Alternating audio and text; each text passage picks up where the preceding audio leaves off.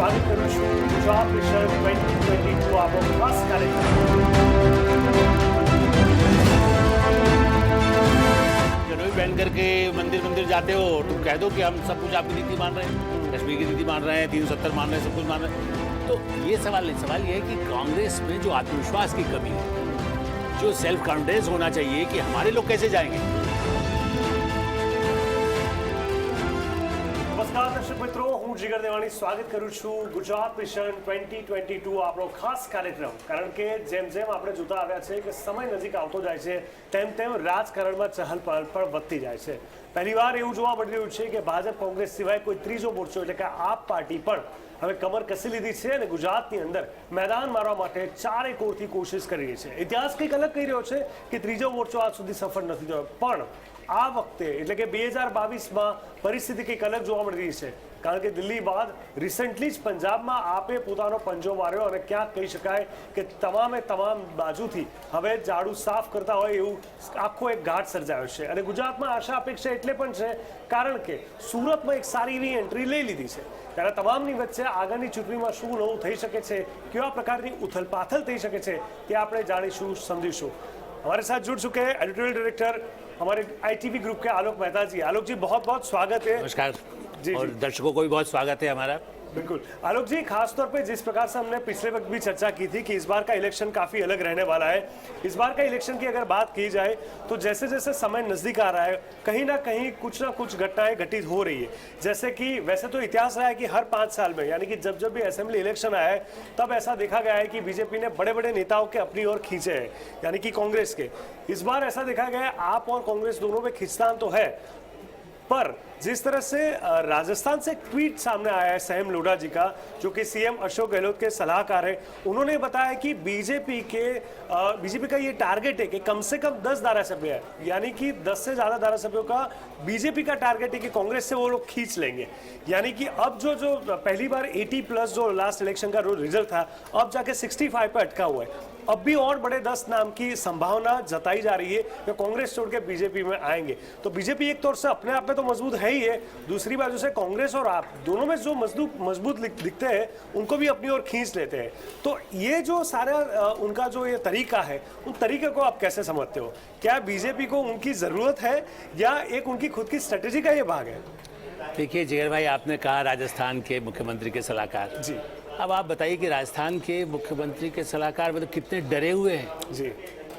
BJP को जरूरत है कि नहीं वो तो सेकेंडरी बात है जी। अभी बताइए कि उनको लग रहा है हमारे लोग भाग जाएंगे, मतलब वो गहलोत जी को भी नहीं स्वीकारते, वो सचिन पायलट को नहीं स्वीकारते, राहुल गांधी सोनिया गांधी भरोसा नहीं। यहाँ दिल्ली में बैठक हो रही है, बीजेपी को जरूरत नहीं है। बीजेपी तो कहती है भाई ठीक है, वैसे हमारे दरवाजे सबके लिए खुले हैं, वो तो राहुल गांधी का अप्लाई कर दे तो राहुल गांधी को बुला लेंगे, उनको क्या फर्क पड़ रहा है। मतलब यदि आप स्वीकार कर लो हमारी पॉलिसी, भाई तुम जनेऊ पहन करके मंदिर मंदिर जाते हो, तुम कह दो कि हम सब कुछ आपकी नीति मान रहे हैं, कश्मीर की नीति मान रहे हैं, 370 मान रहे हैं, सब कुछ मान रहे हैं। तो ये सवाल नहीं, सवाल ये है कि कांग्रेस में जो आत्मविश्वास की कमी है, जो सेल्फ कॉन्फिडेंस होना चाहिए कि हमारे लोग कैसे जाएंगे। जिगर में जैसे हम लोग कहते हैं कि भाई मीडिया में आप जिगर को 50 लाख रुपए दे दीजिए, वो खरीद सकते हैं, आप जो चाहे छपवा लेंगे या दिखवा देंगे, नहीं तो आपको अपने लोगों पर भरोसा नहीं है। आप मतलब कांग्रेस पार्टी बिल्कुल, बिल्कुल। ये इस बात का प्रमाण है कि कांग्रेस कमजोर होती जा रही है और गुजरात में भी उनको लगा है कि रविंद्र चले जाएंगे। ठीक है, कई बार पहले जैसे आपने ठीक कहा जाते रहे, और मैं तो आज से नहीं, वो इंदिरा गांधी के समय से ही कितने लोग जाते रहे। मुरारजी भाई से लेकर के यदि आप यदि कहें कि आज के कल के यदि गहलोत के या राहुल गांधी के समर्थक, तो इस पे क्या फर्क पड़ता है कांग्रेस को। मैंने उस बेहतर तो यह है कि भाजपा कांग्रेस का एक बड़ा विकल्प हो गई है। जब कांग्रेस जब सब तरफ से खत्म है, अब खाली गुजरात में आने की कोशिश करे, 2 राज्य में बची प्रमुख रहे, महाराष्ट्र में भी उद्धव ठाकरे के अंडर में है, कहीं किसी के उसके साथ है, तो देखा जाए तो उतना वजन नहीं होता खुद का। इसलिए मुझे लगता है कि उनको डर नहीं। हाँ ये ठीक है कि कुछ ऐसे बड़े प्रभावी नाम आते हैं और वो नीतियां स्वीकार करते हैं, तो गुजरात की जनता को एक मैसेज जाता है कि भाई चाहे द्वारका की बात हो, चाहे सोमनाथ की बात हो, अयोध्या की बात हो या सरदार पटेल की बात हो, हम भारतीय जनता पार्टी पूरे देश को सशक्त करती है और गुजरात के विकास के लिए जो नरेंद्र मोदी जी ने जो काम पहले किया और अब कर रहे हैं, उसके लिए हमें बीजेपी की शरण से ही हमको जीत मिल सकती है, जनता हमें स्वीकार करेगी, वो आएंगे, ये उनको स्वीकार कर लेंगे। बिल्कुल। प्रदेश अध्यक्ष ने कुछ महीनों पहले ये कमेंट की थी सीआर पाटिल ने, कि कहा था कि हम कोई भी बड़े नेता ऐसे कांग्रेस से हम लेने वाले नहीं है। हालांकि ये बोलने की एक महीने के अंदर ही दो नेता, एएमसी के पूर्व चेयरमैन दिनेश शर्मा और दूसरे जयराज सिंह परमार, जो लगभग 37 साल से कांग्रेस में थे, दोनों ने बीजेपी का हाथ पकड़ लिया। तो कहीं ना कहीं ये देखा जा रहा है कि उनके स्टेटमेंट पे वो कायम तो नहीं रहे, लेकिन वो बड़े नेता जो काफी सालों से कांग्रेस में थे, वो भी कहीं ना कहीं अपना भविष्य ठीक ठाक नहीं देख पा रहे थे, या कोई लीडरशिप नहीं थी, वो एक एहसास उनको बार बार दिख रहा था। तो ये मेन एक रीजन ये हो सकता है कि लीडरशिप का जो बहुत बड़ा ये कारण जो सारे कांग्रेसी भी बता रहे हैं, उसके वही एक रीजन है कि गुजरात में कांग्रेस अपना न तो अपना वर्चस्व जमा पा रही है, न कुछ कोई एक्शन प्लान बना पा रही है, न उनकी कोई स्ट्रेटेजी दिख रही है, और ऑन द फील्ड कुछ भी ऐसी एक्शन नहीं दिख रही है कि जो कि एक बड़ी पार्टी के तौर पे इलेक्शन के टाइम पे जो दिख रहा होता है, कुछ भी एक्शन नहीं दिख रहा है। क्या यही एक लीडरशिप का एक प्रॉब्लम है यहाँ पे? देखिए, आपको ध्यान हो, गुजरात प्रदेश कांग्रेस के अध्यक्ष साहब राज्यसभा में है, जो सीआर पाटिल की बात कर रहा हूँ। नहीं, दिल्ली में गुजरात कांग्रेस के जो नेता थे, चूंकि अहमद भाई के कारण उनको नियंत्रण रहता था, तो इसलिए अब वो उनको राज्यसभा में रख लिया गया ताकि वो संभाले। लेकिन फिर वहाँ बड़े गुजरात में नेता कौन है कांग्रेस के पास? पटेल के बाद कांग्रेस में वो चीज दिखने को नहीं मिली। मैं इसलिए जानना चाह रहा था कि तो आप कह रहे हैं ना उनका, जी। किनका नाम ले रहे हैं? मैं तो सीआर पाटिल की बात कर हाँ, रहा नहीं, था। गुजरात के इस समय कौन ऐसा नेता है जो वहाँ संभाल सकता है मोर्चा? जी, फिलहाल तो कोई ऐसा नाम दिख नहीं रहा है कि पब्लिक नहीं कहना। देखिए, आप गुजरात के पत्रकार हैं, जनता से भी आप पूछेंगे तो कांग्रेस के पास कोई चेहरा दिखाने को नहीं है। भाई विधायक दल चुनता है तो विधायक तो पहले बाद में आएंगे, जो पहले लोग तो पूछते हैं ना, भाई आपने यहाँ आम आदमी पार्टी जो 10 साल पुरानी 8 साल पुरानी है, पंजाब में तो अभी 2 साल उसने काम किया और अब उसको लगा कि हम अपना नेता घोषित कर सकते हैं भगवंत मान को। यहाँ कांग्रेस पार्टी कहीं ना पंजाब में उसने बदल दिया तो बेड़ा गर्क हो गया, उत्तराखंड में घोषित नहीं किया, तो गुजरात में अभी उनके पास नाम नहीं है। ये भी कारण है, ये भी कारण है। बहुत सही बात है। और इस कारण के पीछे हमने ये भी समझना है कि आंतरिक विवाद भी कांग्रेस में बहुत देखने को मिला है। चाहे 2007 का इलेक्शन देख लो, 12 का देख लो, 17 का देख लो, अभी जैसे जवाहर चावड़ा 2017 में सौराष्ट्र में बड़ा नाम था, जूनागढ़ के आसपास, तो माणा मदर में खास तौर पे, तो उनको बीजेपी में ले लिया।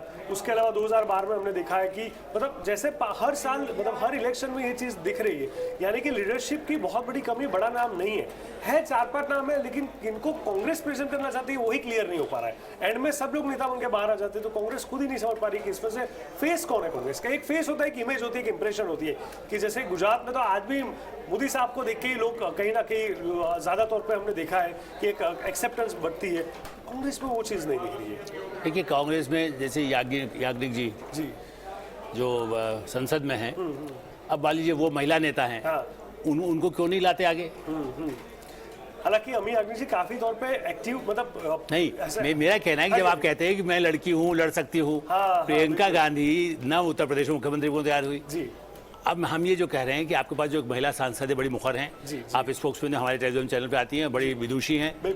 मैं ऐसा नहीं कह रहा हूँ, देखिए कांग्रेस में अच्छे लोग रहे, बीजेपी भी मानती है, और बीजेपी तो कहती है कि आप गलत जगह हैं। जैसे कभी अटल जी ने क्या कहा था, अटल जी के लिए क्या कहा था नेहरू जी ने, भाई ये बहुत काबिल है, प्रधानमंत्री बन सकते हैं। तो कांग्रेस ऐसा नहीं, बीजेपी यही तो कहती है कि आपके पास न लोग हैं, न जो होते हैं उनको आप संभाल नहीं पाते हैं। दोष आप हमको देते हो, हमने ले लिया। अरे भाई, कोई जा रहा है और आपका 20 साल 40 साल काम किया है, जनता के बीच में काम किया है, और लोकल फैक्टर भी काम करता है। देखिए, यदि स्थानीय, जो आपने जैसे 2-4 नाम बताए, पहले जो बीच पे कहा कि हम नहीं लेंगे किसी को, लेकिन यदि उनको स्थानीय लोग कहते हैं कि साहब इनके आने से जरूरी कि टिकट मिले। जी। आप देखिए कितने लोग पंजाब में आए, या उत्तराखंड में, उत्तर प्रदेश में नए लोग आए, सबको तो बीजेपी ने टिकट नहीं दिया। बिल्कुल। बड़े दिग्गज लखनऊ जैसे शहर के लिए भी यदि कोई नया नाम आया और उन्होंने कहा कि अपर्णा यादव को दे देंगे, तो माना गया कि नहीं दिया। तो ये मानना भी कांग्रेस से या समाजवादी से या किसी पार्टी से आ जाएगा तो उसको टिकट ही मिल जाएगा और वही उम्मीदवार होगा, और या वो मुख्यमंत्री होगा, ऐसा कोई वायदा बीजेपी नहीं करती। जी। बिल्कुल, मतलब टिकट का कोई कमिटमेंट तो, ऐसा प्रॉमिस तो होता ही नहीं है। पर फिर भी एक चीज तो तय है कि अगर ऐसा ही चलता रहा तो आने वाले सालों में कांग्रेस और बाकी पार्टियों के लिए एक बड़ा चैलेंज हो जाएगा। क्योंकि जैसे आपने वो भी बताया कि प्रियंका गांधी का एक जो स्टेटमेंट था, लड़की हो लड़ सकती हो, वो चीज़ एनकेज करनी चाहिए बाकी राज्यों में, ताकि पता चले कि ऊपर से एक लीडरशिप है कहीं ना कहीं। पर कहीं ना कहीं ये भी उनका बड़ा ड्रॉबैक नहीं लग रहा है, क्योंकि उनका चेहरा, उनके स्टेटमेंट, उनके नारे, बावजूद यूपी का जो रिजल्ट आया, तो भविष्य के तौर पे अगर देखा जाए तो 2024 में भी अब तक क्या था, एक ही होप थी, कुछ भी होता था तो लोग बोलते थे कि प्रियंका गांधी को आगे करना चाहिए। अब उनको आगे करने के बाद भी अगर परिणाम नहीं है तो कांग्रेस के लिए काफी गंभीर बात हो जाएगी। गंभीर इसीलिए, देखिए आम आदमी पार्टी, मेरा ख्याल है कांग्रेस पर बात की है, लेकिन ये कि आम आदमी पार्टी इसीलिए कांग्रेस का विकल्प बन रही है। अब उसको कह दीजिए वो बीजेपी की बी टीम है और कांग्रेस को हटाने बीजेपी का कतई नहीं। बीजेपी क्यों चाहेगी कि भाई आम आदमी पार्टी वहां पर जो हमारे सिरदर्द पैदा हो।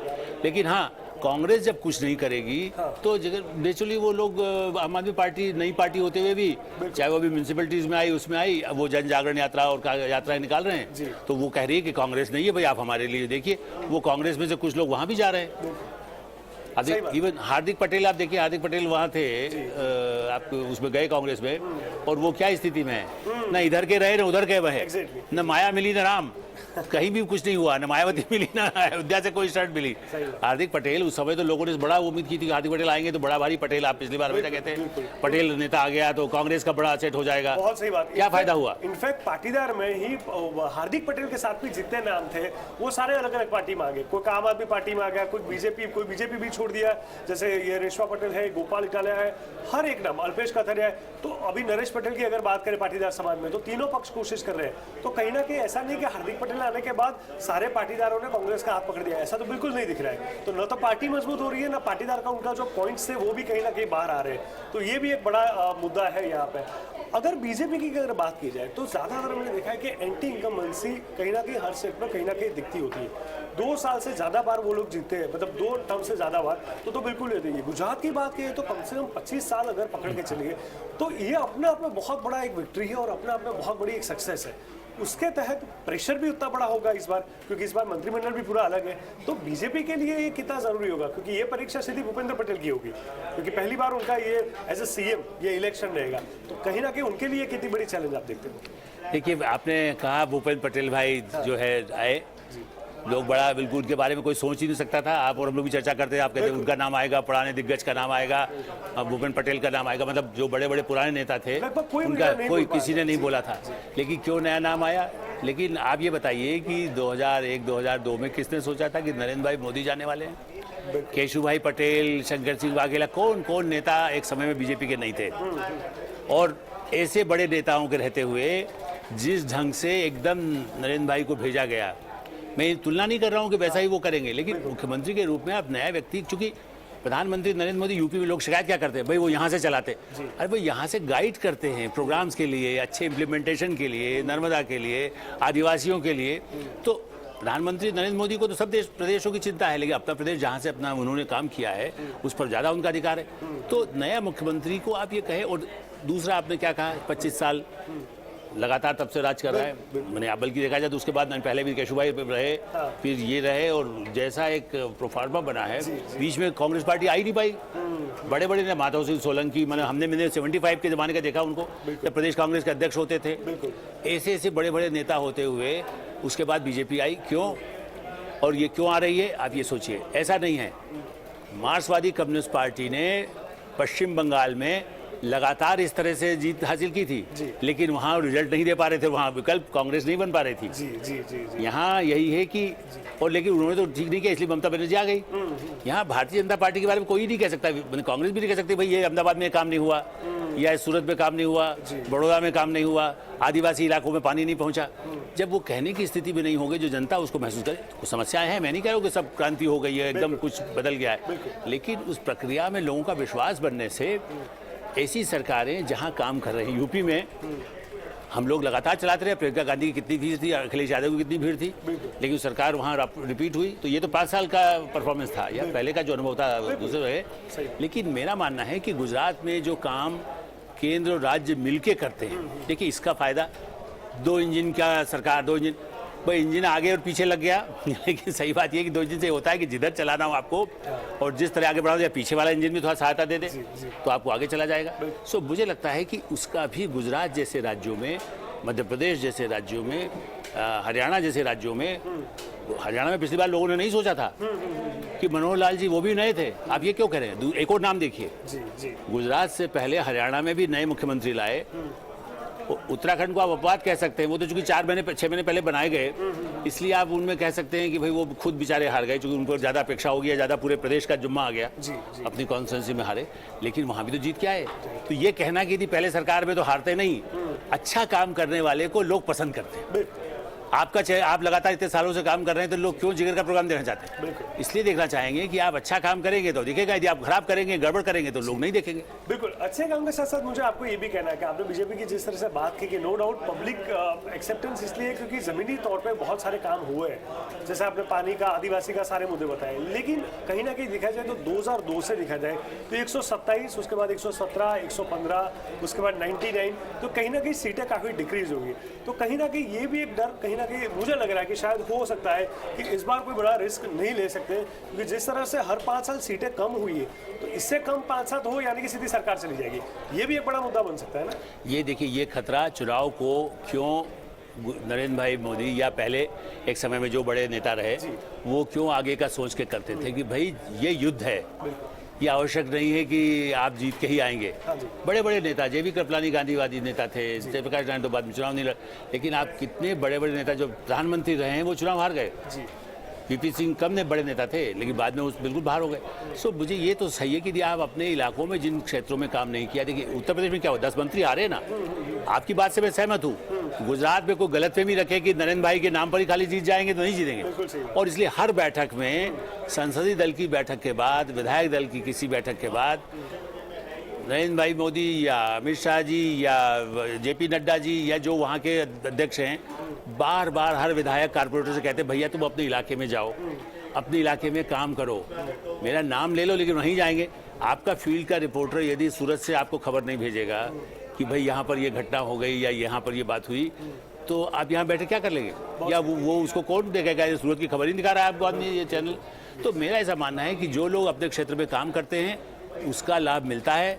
गुजरात के बीजेपी के लिए भी सबसे बड़ी चैलेंज यही है, जहाँ कमियाँ हैं नए मुख्यमंत्री होते हुए भी उन इम्प्लीमेंटेशन में, जैसे आपने कहा नर्मदा, मैं नर्मदा 72 से उसको फॉलो कर रहा हूँ, मैं 2 किताबें नर्मदा पर आई, तो वो प्रोजेक्ट कब पहुँचा। इंदौर में भी बाद में बीजेपी सुमित्रा महाजन कितने 7 बार जीती, उस आंदोलन में नर्मदा में इंदौर में पानी मिले वो वहाँ का था। नरेंद्र भाई मोदी ने बाकायदा धरने दिए हैं नर्मदा का पानी उन आदिवासी इलाकों तक पहुँचे जब वो कुछ भी नहीं थे, कि मुख्यमंत्री थे तब भी लड़ते रहे। जाकर के उन्होंने सरदार सरोवर बांध है जिस पे मध्य प्रदेश, अदालत, कानून क्या क्या नहीं हुआ, आज वहाँ पानी पहुँचा है, उसका लाभ मिलना चाहिए। आदिवासी इलाकों पर ध्यान दिया है इन्होंने। तो मुझे लगता है कि इस तरह के जो काम है, एक नया विवाद आया है, शायद अभी आप जिसका जिक्र आप नहीं कर रहे हैं, शिक्षा नीति को लेकर आपने ध्यान दिया हो, और उसको विरोधी पक्ष से उठा रहा है कि साहब ये सरकार अब ले आई जिसके अंदर ये कहा गया है कि गीता पढ़ाया जाएगा। आप बताइए, गीता, बराक ओबामा यहाँ है कि अभी जापान के प्रधानमंत्री 2 दिन यहाँ रहेंगे, वहाँ गीता है। मैं चीन गया हूँ, बीजिंग की यूनिवर्सिटी में जो राजधानी है वहाँ की यूनिवर्सिटी में हमारे यहाँ के वेद, गीता, इसका जितना चाइनीज़ अनुवाद सालों में, वो भी मैं 15 साल 20 साल पुरानी बात बता रहा हूँ, जब वहाँ वो अनुवाद उपलब्ध करके उन्होंने ज्ञान को प्राप्त किया, यहाँ गुजराती बच्चे को गुजरात के खाली एक, आपको ये थोड़ी कहा कि गीता आप पूरा कंठस्थ कर लीजिए, ये कहा गया 6 से 9 तक आप गीता का पहले दिया जाए, फिर 9 से 12 इसके, और वो पूरे भारत की शिक्षा पद्धति में संस्कृति को कैसे समाहित रखा जाए, बिल्कुल एक अवेयरनेस के तौर पर उसके लिए रखा, इसलिए नहीं किया गया। लेकिन वो एक और ध्यान दीजिए, शायद हमारे दर्शकों को पता जरूरी है, एक तरफ गीता की बात कही गई, लेकिन मुझे भी हुआ, इस महात्मा गांधी का देश है, प्रदेश है, देश तो है ही, प्रदेश गुजरात खास करके पोरबंदर है, वहाँ हिंदी का प्रचार बहुत हुआ, गुजराती के साथ हुआ, हम लोग क्यों हिंदी वहाँ सब लोग समझते हैं वहाँ। इस बार नई शिक्षा नीति में कहा गया नहीं, बच्चों को अंग्रेजी भी शिक्षा दी जाए, ताकि यदि बाहर जब जैसे हमारे उनको कहीं जाना होता है वो गुजराती भी जानेंगे, वो हिंदी भी जानेंगे, गीता के माध्यम से संस्कृत भी जानेंगे और अंग्रेजी भी बचपन से पढ़ के जाएंगे। इस शिक्षा नीति का कुछ हमारे मीडिया के लोग भी और पार्टी भी कह रही है, ये आ गया एजेंडा फिर से। गीता में कहाँ लिखा है, किसी धर्म का नाम ही शब्द, हिंदू शब्द का नाम आपको नहीं मिलेगा। गीता में ज्ञान लिखा गया है, जीवन के प्रति एक संस्कृति के बारे में है। तो भारतीय संस्कृति की चर्चा करना ये धर्म और संप्रदाय की चर्चा करना नहीं है। ये इस तरह के मुद्दे में इसलिए कह रहा हूँ कि आप पानी के मुद्दा उठाएंगे या शिक्षा का मुद्दा उठाएंगे, साहब आम आदमी पार्टी यही तो करेगी, हम शिक्षा स्कूल नया खोलेंगे। भाई जब संस्कृति की शिक्षा आप दे रहे हैं, आप कहते हो कि इसको अरे आपने क्यों गीता पढ़ा रहे हैं, वहाँ पर पंजाब में कुछ कहेगी और गुजरात में कुछ कहेगी। एग्जैक्टली ये बिल्कुल नहीं होना चाहिए, क्योंकि गीता ऐसा ग्रंथ है, वहाँ एक अपने आप में मैं तो इन बच्चों को काफ़ी लकी समझता हूँ कि अब उनको ये मौका मिल रहा है, पहले ये नहीं था। पर अच्छी बात है, अब कंपल्सन हो जाएगा तो उनको भी काफ़ी चीज़ें पता चलेगी। आम आदमी पार्टी का जिक्र किया आलोक जी, तो मैं चूँकि एक सवाल आपसे पूछना चाहूँगा। इस ज़्यादातर ऐसा होता है कोई नई पार्टी आती है तो कहीं किसी के लिए फ़ायदा किसी के लिए नुकसान कर जाती है। आम आदमी पार्टी सबसे बड़ी चैलेंज इस बार आपको क्या लगा है 2022 के इलेक्शन को देख के? बीजेपी के लिए खतरा होगी या कांग्रेस की जो बची कुची सीटें उनके लिए भी खतरा हो जाएगी? देखिए, कांग्रेस के लिए तो ज़्यादा बड़ा खतरा है। हाँ जी। और बीजेपी के लिए भी जहाँ कोई कमज़ोर नस होगी, देखिए जब आप पर कोई, जिसको हम उस रूप में नहीं कहना चाहिए लेकिन अपवाद की कहें, लेकिन आप ये कहें ना कि अभी कोरोना किन पर अटैक हुआ, कोई भी महामारी जाती है या कोई बड़ी बीमारी आती है तो आप पर कहाँ अटैक करती है? आपकी किसी को हार्ट पर करती है, किसी को किडनी पर करती है, किसी को लीवर पे भी कर देती है। आप यदि आपके ठीक में अंदर ताकत है तो आपको नहीं कर पाएगी।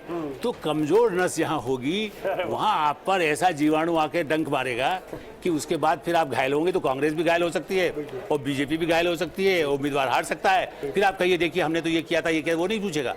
वो कहेगा कि आपने अपनी कमजोरी, आपने विधायक ने काम क्यों नहीं किया? आपकी पार्टी का यदि प्रोग्राम दिया गया, आपको पैसा दिया गया। कांग्रेस की जो सबसे बड़ी विफलता है जी भाई, मैं फिर से कहूंगा, आम आदमी पार्टी भी यहाँ यदि वो तथ्य वहाँ पहुँचते नहीं हैं कि यदि ये मोहल्ला क्लिनिक का दिया गया तो क्या लोगों को उसका फायदा मिला कि प्रचार अलग चीज है। बिल्कुल सही। हम कहते भाई हम बिल्कुल नंबर, हम कहते मैं नहीं हूँ। हाँ। कोई दूसरे लोग हो सकता है, लेकिन कोई आगे हमसे हो सकता है, कभी हम आगे हो सकते हैं। जी। लेकिन ये कहना कि सबसे अच्छे स्कूल हमने बना दिए, वो लोगों को हम बताया जाना चाहिए नहीं, गुजरात के स्कूल, गुजरात के विद्यापीठ के स्कूल भी बेहतर हैं। यदि उनमें और साधन होंगे तो वो अच्छे हो सकते हैं। तो आपने कहा आम आदमी पार्टी चुनौती करेगी, कांग्रेस को ज़्यादा दंड करेगी और कोशिश करेगी कि बीजेपी को भी ऐसी करे कि उसके बिना सरकार न बने। बिल्कुल। फिर वो तो कांग्रेस के साथ भी तो कई बार कहते हैं वो कांग्रेस के साथ भी जा सकते, बीजेपी के साथ भी जा सकते। उसका तो ये कि किसी के साथ भी मैं उनके पैर छू लूंगा और चला जाऊंगा। जी जी। मुझे तो बस सत्ता चाहिए। मतलब आपने बहुत बढ़िया चीज बोली, जो ज्यादा कमजोर हो गए अटैक वहीं पे होगा और उन्हीं को ज्यादा डैमेज करेगी। और यही इसीलिए इस बार का इलेक्शन गुजरात का काफी अलग रसप्रद दिख रहा है कि इस बार कुछ नया होने वाला है, क्योंकि 30 साल से हमने देखा है कि तीसरे मोर्चे को किसी ने एंट्री नहीं दी और आप इस बार इतने ओवर कॉन्फिडेंट में है। सूरत में इतनी अच्छी एंट्री ले ली है उन्होंने, हालांकि तोड़जोड़ अभी से शुरुआत हो चुकी है। गांधीनगर में कोशिश की, सीट्स नहीं मिली वहां के लोकल इलेक्शन में, लेकिन 22% वोट था। तो उम्मीद उनको है, बीच में पंजाब में उन्होंने सरकार बना दी तो कॉन्फिडेंट अपने आप में बढ़ जाएगा। पर ये चीज़ तो जरूर है कि जो कमजोर पार्टी होगी या जिनकी कड़ी कमजोर होगी वहीं पे आम आदमी पार्टी अटैक करेगी। ये देखना काफी दिलचस्प रहेगा इस बार कि क्या इस बार नया आता है। आलोक जी, बहुत बहुत धन्यवाद, आपने जिस तरह से बातें बताई कि इस बार का इलेक्शन क्यों नया है। वैसे गुजरात में इलेक्शन के तौर पर बहुत सारी चीजें देखने को मिलती है। एक और चीज भी आपने ऑब्जर्व की होगी कि जैसे जैसे इलेक्शन आते हैं मोदी जी की रैलियां बढ़ती जा रही है, उनकी गुजरात विजिट बढ़ती जा रही है, लेकिन नेशनल लीडरशिप वहां दिखती है। लेकिन जहां कांग्रेस की अगर बात करते हैं तो मान लीजिए कि कांग्रेस ने 20 या 40 रैलियां की है, उसके सामने 140 मोदी जी की होगी। तो ये भी एक साइकोलॉजिकली एक फर्क पड़ता होगा, ये भी एक रीजन है। देखिए, वर्कर्स को मोबिलाइज करने के लिए सेंट्रल लीडर जाता है तो सब जगह, जैसे मैंने कहा ना जी, उनसे कभी कुछ तो मोदी तो हर एक को जैसे कहते हैं गली गली में जानते हैं लोग। अब मोटे तौर पर देखा जाए तो जिस मोहल्ले में जाएंगे कोई एक आध उनका मिल जाता है, क्योंकि वहीं वो गली में बैठ के काम कर लिया। उनको एक एडवांटेज ये है। और दूसरा, आम आदमी पार्टी जैसे जन जागरण यात्रा निकाल रही है, कुछ कर रही है। अब पंजाब में अगले 2-4 महीनों में ये साबित होगा कि जिन मांगों को यहाँ पर वो इम्प्लीमेंट नहीं कर रहे हैं वहाँ मांग कर रहे हैं, तो एक तो उससे उनको दिक्कत आ सकती है। और कांग्रेस को जैसे आपने कहा प्रियंका गांधी जाएंगी कि राहुल गांधी जाएंगे, वो तो कहते हैं अगस्त में हम चुनाव ही कराएंगे। आप बताइए, नवंबर अक्टूबर में बाद चुनाव है और अगस्त में तो पार्टी का अध्यक्ष तय होगा कि नहीं होगा, ये कुछ अभी भी गोलमोल है। वो कहने की औपचारिकता होगी। हमने देखा है व्हाइट वॉशिंग होती है, खाली कहते हैं कि भाई एक बदल दिया कमरा, ये पीछे आपने हटाया गुजरात मिशन, आपने कहा भाई गुजरात समाचार डाल दिया या गुजरात का फलाना न्यूज डाल दिया, तो वो कांग्रेस पार्टी लेके रहेंगे भाई जिगर वहां बैठे हुए। तो राहुल गांधी को यदि वहां बैठना है तो भाई काय के लिए पीछे पर्दा हटा हटा करके कहते हो भाई यहाँ पर हम जिगर ही मिलेगा आपको। तो ये जो कांग्रेस की दिक्कत है, इसलिए कांग्रेस इतना नहीं कर पा रही। आम आदमी पार्टी, लेकिन मैं कभी इसके साथ और जोड़ूंगा, आप निगलेक्ट मत करिए। आम आदमी पार्टी ने ममता जी के भी थोड़ी तारीफ करते थे। ममता जी अभी अखिलेश के वहां भी गई थी, तो ममता बनर्जी, तृणमूल कांग्रेस भी कांग्रेस का नाम है। जी, जी। महाराष्ट्र से लगा हुआ शरद पवार, एक समय तो ये दोनों एक ही थे ना। हाँ जी, गुजरात तो बाद में बना, फर्स्ट में से ही 1960 से काफी सीमाएं भी ऐसी चीजें हैं। जी, जी। तो राष्ट्रवादी कांग्रेस पार्टी में एनसीपी और ममता को भी वहां जाकर के झंडा कुछ अपना फहराएंगी। वो आपका समर्थन करे ना करे, लेकिन हाँ करेगी तो और आप ये सब तीनों लड़ने लगेंगे जो उत्तर प्रदेश में हुआ। बिल्कुल बिल्कुल। उत्तर प्रदेश में ममता ज्यादा खड़ी नहीं की, लेकिन एक बार गई, वहां क्या हुआ, वाराणसी में वो गई थी, कोई एक सीट जीती क्या, किसी समाजवादी पार्टी ने या किसी और पार्टी ने। तो ममता जी का चमत्कार अभी तो बंगाल में है, गोवा में भी बिल्कुल शून्य हो गया।